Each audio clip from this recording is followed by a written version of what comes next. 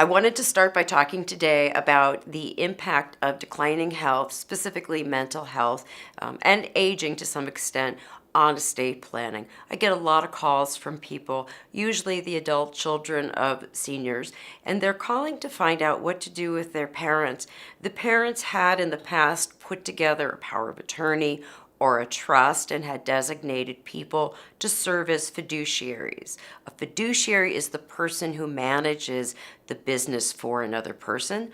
So the parents had put together a reasonable estate plan, and all of a sudden, the children is noticing that the parent is not looking well. They're not speaking as clearly and as coherently.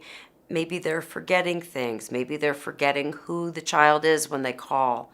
And then they find out that the parent has changed his or her estate plan. There's not any assurance that the parent knows what they're doing. And in fact, the parent may have chosen someone to manage that the child has never met before.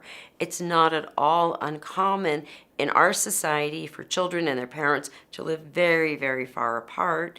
And there are any number of really good-hearted people in the world who help their senior neighbors. They become close friends, they become surrogate family. Sometimes those people do the best they can and they're just not up to the job. They don't understand the responsibilities of managing for another person.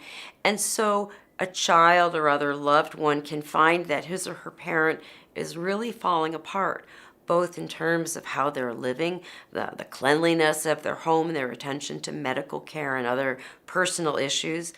And they can also begin to wonder, well, what's happening to my mom and dad's money? It's being managed by someone I don't know.